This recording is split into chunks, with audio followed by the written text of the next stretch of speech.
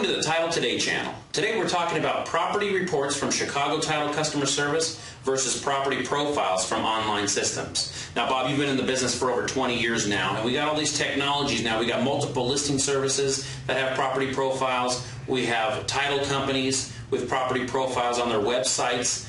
Talk to us about the common practice that we need to get back to today. Well, Mike, the common practice was when an agent would get a call to go on a listing appointment, the first thing they would do would be call customer service to get a property profile. They wanted that property profile to make sure they knew exactly what was going on with the property before they went on that appointment. Nowadays, you have these online systems which are fabulous to get some fast information, but there is a distinct difference between the online property profile and the property report you can get from customer service. Now let's go to the computer so we can look at those differences. Now the first topic we're going to look at is a multiple owner situation.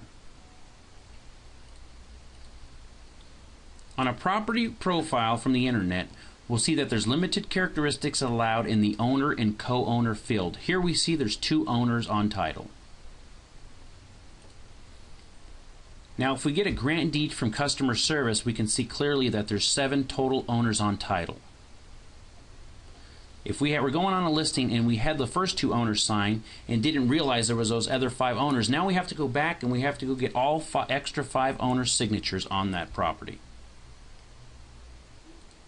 Next difference we'll look at is open deeds of trust. On the property profile from the internet, we'll look at the cover sheet here that has the ownership information and it has property characteristics. Next is transaction history showing 3 total loans open for a total of $538,500. We have a first at $412,000, second at $62,500, and a third for $64,000. We have our sales comparables, and we have a plat map from the internet profile. Now we'll look at a property report from Chicago Title Customer Service. We have our cover sheet here again showing our ownership information and showing property characteristics. We have a tax sheet.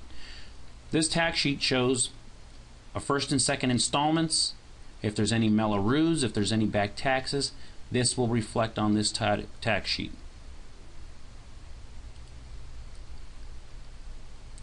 Next will reflect as a grant deed in here. The grant deed showing the ownership information, how it's vested. Now we'll look at the deeds of trust. Remember on the property profile from the internet there were showing 3. Here's the first deed of trust for $412,000 and the second for $64,000. Notice we're not showing the third for $62,500. That document has been released, it's been paid off. Again, we would not know that unless we ordered a property report from customer service. So if we're going on a listing presentation on a short sale and we're thinking we have a loans totaling $538,000, not realizing one of them's been paid off, we need to know that information. We need to know the whole story. The next document we'll see here is a notice of default, and the back amount is $12,705 that our client is behind. The next document is the notice of trustee sale. The notice of trustees filed and recorded, so we would reflect that in our property report. And keep in mind, when a property is going to foreclosure and the sale date is posted and it gets postponed, we won't know that next sale date unless we call this trustee's phone number. They will be able to tell us that next sale date. Keep in mind, when a property goes to foreclosure and it gets postponed, a trustee does not have to refile a notice of sale within a 12-month period. After the 12 months, that is when the trustee will have to refile the notice of sale. So the only way we're going to know that next sale date is to get a copy of the notice of sale from customer service and call the trustee. They will let us know that next sale date. Very important, especially on a trustee on a short sale. We have to call that trustee because we see agents, sometimes the property will go to foreclosure. They won't even know. Their client's still thinking that the short sale is happening.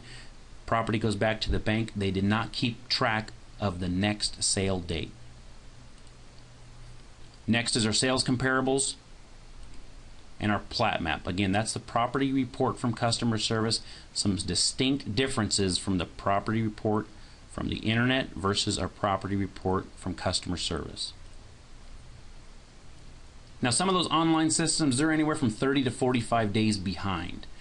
Our customer service is anywhere from 7 to 10 days behind because, again, we're linked into the county. Our customer service is linked into the county recorder, so we see those documents after they get recorded within 7 to 10 days versus change of ownership 30 to 45 days on online systems. Now make no mistake, those online systems are great when you need some fast, some quick information. Whether you're going on a short sale listing appointment or a standard listing appointment, make sure you have the full story. We hope you found this information useful to you. Thank you for watching the Title Today channel.